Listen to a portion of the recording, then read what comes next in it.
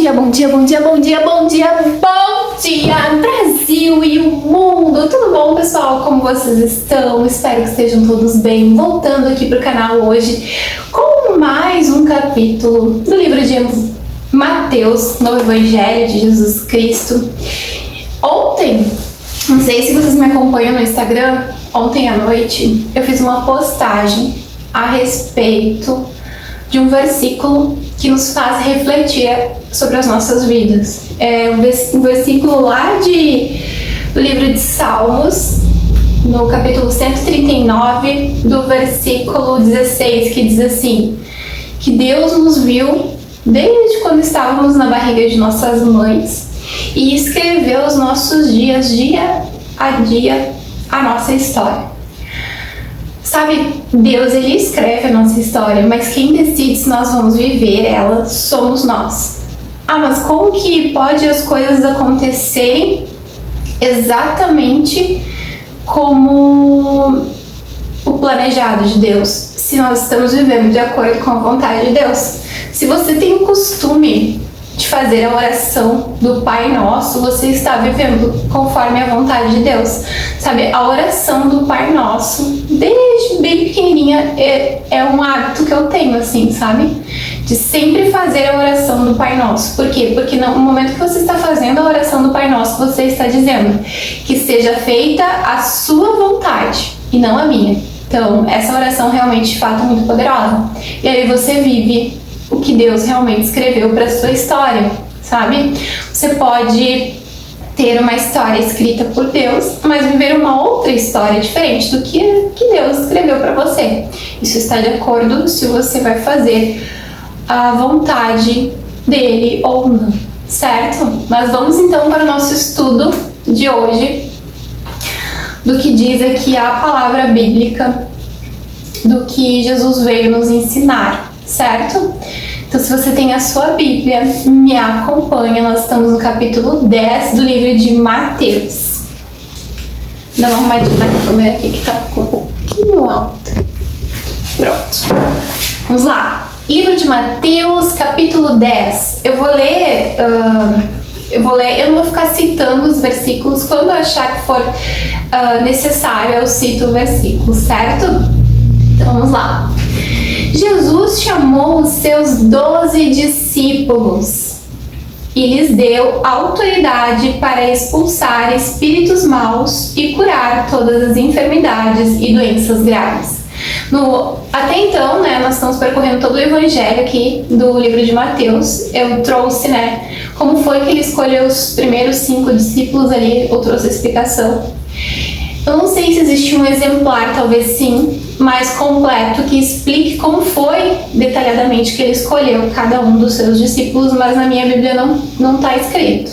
Talvez nas outras também não esteja, eu não sei. Eu só estou fazendo esse comentário, de que aqui a minha Bíblia trouxe detalhadamente como foi que ele escolheu os 5 primeiros discípulos. Aí aqui ele já pula, no capítulo 10, falando sobre os 12 discípulos.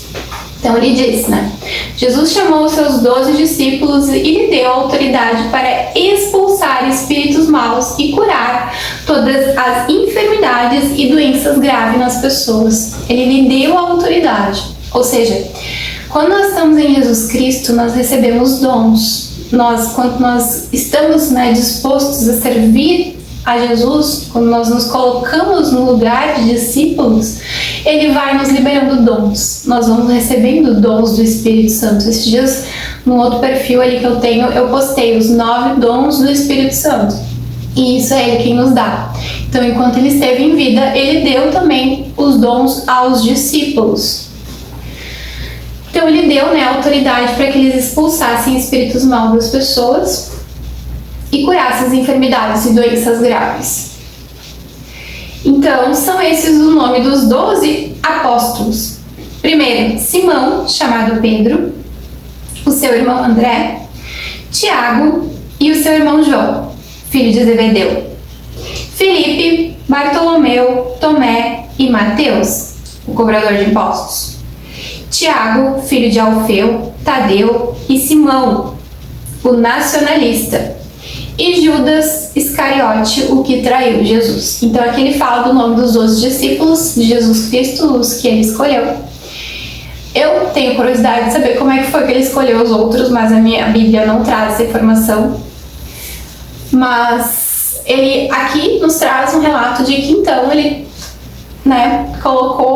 fez uma reunião com eles e deu autoridade, então, deu esses dons de cura e o dom de expulsar espíritos ruins das pessoas aos 12 discípulos.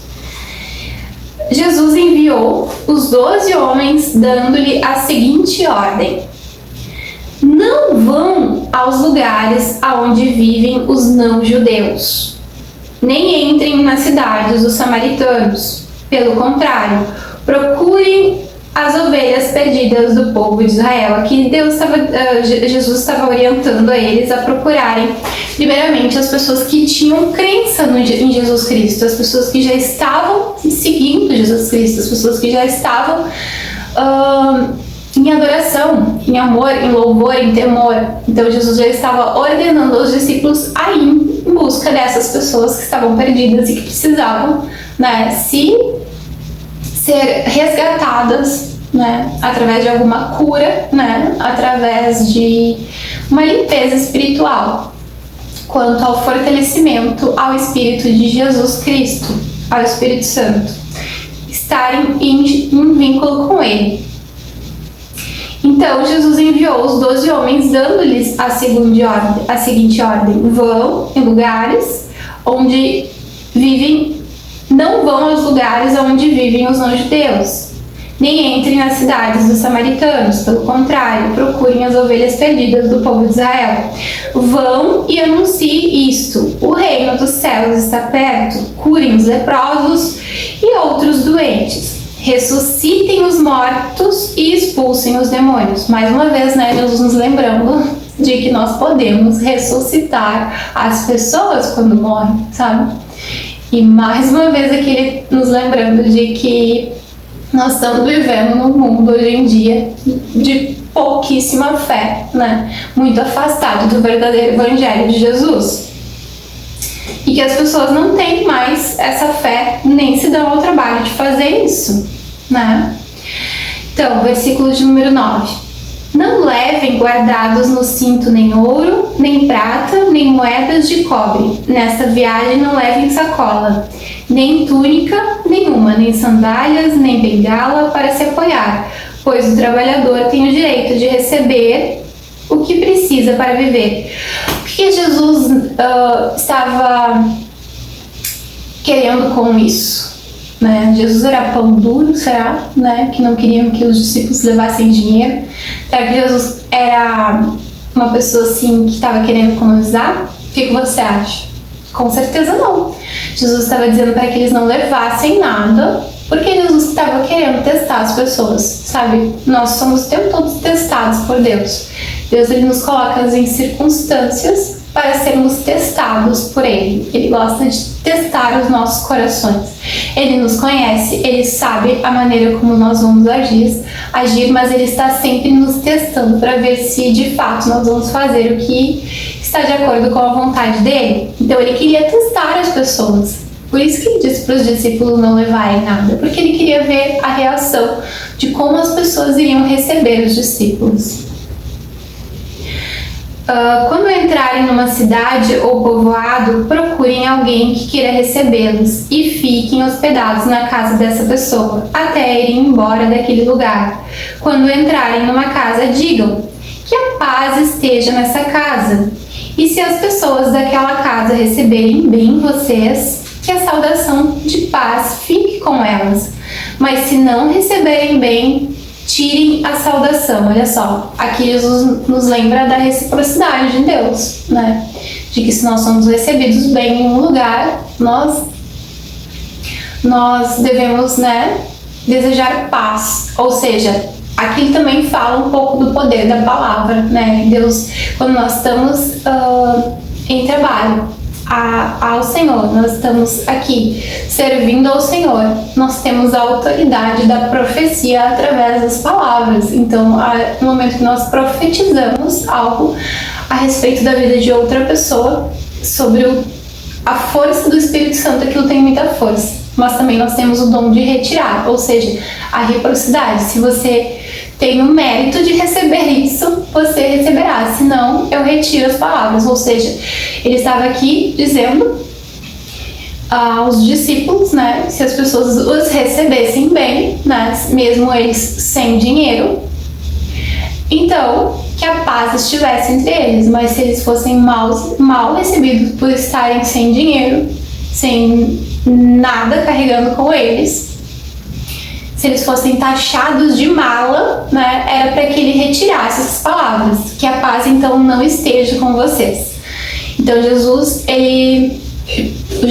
né, ele nos ensina isso, né, de que nós estamos o tempo todo sendo testados por Deus. Continuando. Versículo de número 15. Eu afirmo a vocês que isto é verdade. No dia do juízo, Deus terá mais pena das cidades de Sodoma e de Gomorra do que daquela cidade. Ele estava dizendo, né, das pessoas, né, da índole, de como as pessoas tratam umas às outras, né, de acordo com o coração delas. Estava dizendo que as pessoas de Sodoma e Gomorra, elas eram pessoas mais generosas do que daquela cidade. Escutem, eu estou mandando vocês como ovelhas para o meio de lobos. Sejam espertos como as cobras e sem maldade como as pombas. Ele tá nos lembrando, né, que nós estamos sendo colocados no meio de pessoas para as pessoas serem testadas, mas que nós temos que ter a paciência, né, a prudência de uma cobra, né, a cobra quando ela tá no meio do mato, assim, que ela vê, né, alguma presa, ela fica ali observando, quietinha, né, mas ele está dizendo para que nós não demos o bote, né, para que nós não largamos veneno, então nós temos que nos policiar. Né? Nós temos que ser parecidas com a cobra na questão da prudência, mas nós temos que ser pessoas de paz e pessoas de pureza como a pomba, né? Então assim, não soltar veneno, mas sim sermos pessoas puras de bom coração.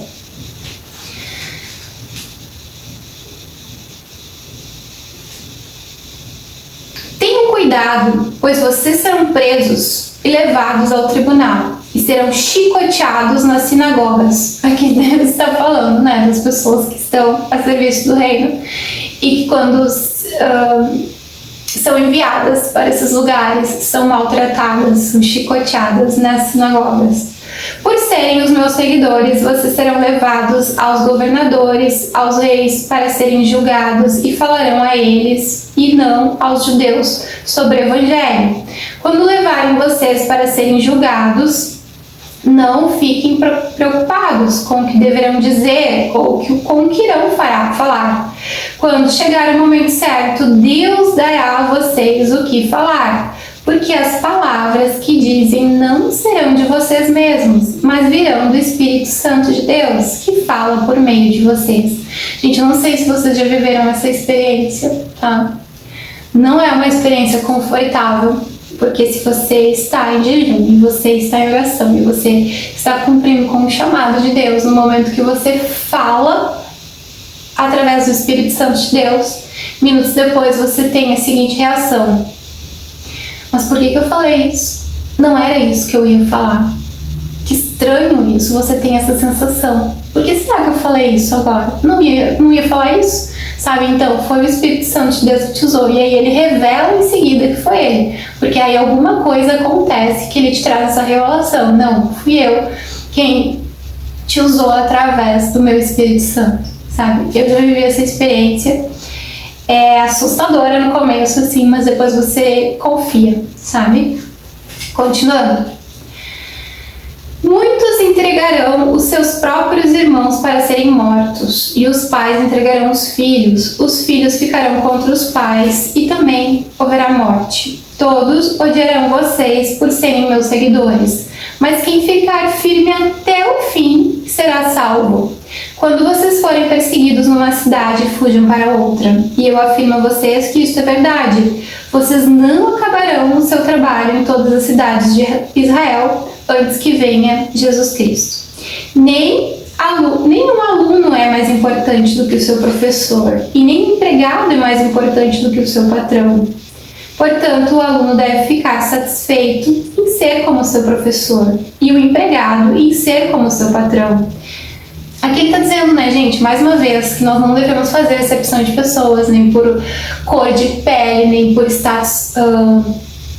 status na internet, nem por posição social, nem por condição financeira, nada, sabe? Nós não devemos fazer acepção de pessoas. Aos olhos de Deus, somos todos iguais, somos todos irmãos, tanto os bons quanto os maus. Então, nós nunca devemos fazer acepção de pessoas, sabe? Porque ele está dizendo que ninguém é mais importante que ninguém, que todas as pessoas carregam seu conhecimento, sua sabedoria, seus dons de acordo com o que o Espírito Santo entrega para cada um.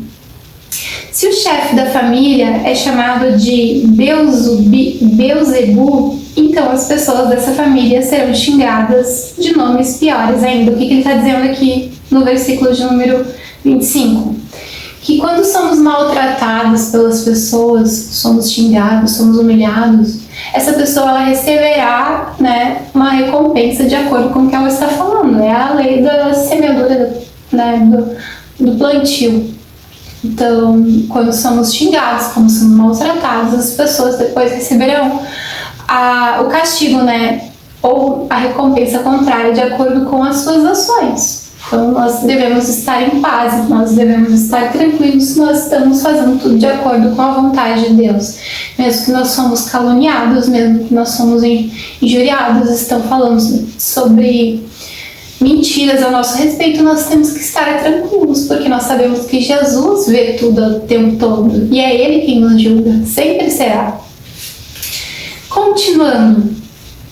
Portanto, não tenham medo de ninguém. Tudo o que está coberto vai ser descoberto. Que ele está dizendo que toda mentira vem à tona quando estamos em Jesus Cristo, quando somos seguidores de Jesus.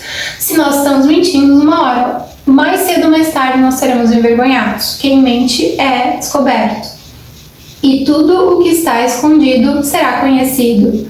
O que estou dizendo a vocês nas Escrituras e na escuridão, repitam na luz do dia, e o que vocês ouvirem em segredo, anunciem abertamente. Aqui é Jesus nos ensinando a falar as coisas, a não nos prendermos, a não nos escondermos, a não sentirmos reprimidos diante dos ataques das pessoas. Aqui ele está dizendo, não, fale, sabe? Traga a verdade. Jesus está ensinando isso, é o que está escrito aqui, ó, versículo de número 28, capítulo 10 do livro de Mateus.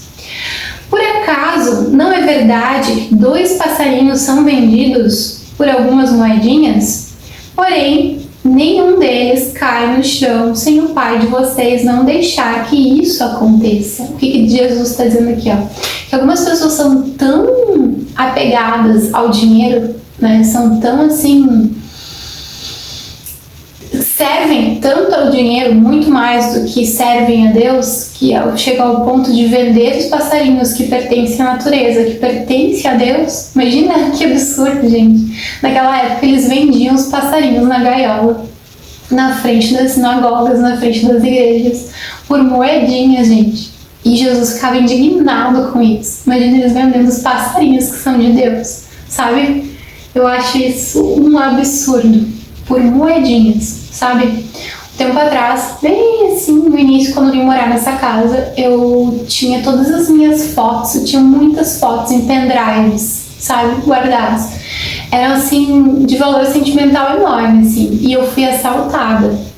Eles entraram, levaram muitas coisas e levaram esses pendrives. Eu pensei, gente, eles vão trocar por moedinhas, sendo que pra mim tem um valor sentimental enorme. Assim é Deus, sabe? Às vezes algo que pra Deus tem um valor enorme, as pessoas trocam por moedinhas, sabe? Aí tá o teste, sabe? Deus está sempre testando o nosso coração, se nós estamos nele ou se nós estamos ligados ao dinheiro, sabe? Porque não se pode servir a 2 deuses, a palavra diz, não se pode servir ao dinheiro e a servir a Deus, ou você vai servir ao dinheiro ou você vai servir a Deus. Para Deus é assim que funciona, é assim que Deus pensa. Vamos continuar então. Versículo de número 28. Não tenham medo daqueles que matam o corpo, mas não podem matar a alma. Porém, tenham medo de Deus, que pode destruir no inferno tanto a alma quanto o corpo. Por acaso não é verdade, né? Ali eu já tinha comentado, né? Que 2 passarinhos são vendidos por algumas moedinhas, porém, nenhum deles cai no chão se o Pai de vocês não deixar que isso aconteça. Tudo está no controle de Deus. Daqui a pouco você pode ser muito rico, você pode ter muito dinheiro, mas tudo está no controle das mãos de Deus, que você não deve confiar no que você tem, mas que a sua confiança sempre deve estar em Deus. Sempre. Portanto, não tenham medo, pois vocês valem mais do que muitos passarinhos. Aqui ele estava dizendo aos discípulos, não tenham medo, vocês têm muito mais valor do que os pequenos passarinhos de Deus. Então Deus cuidará de vocês.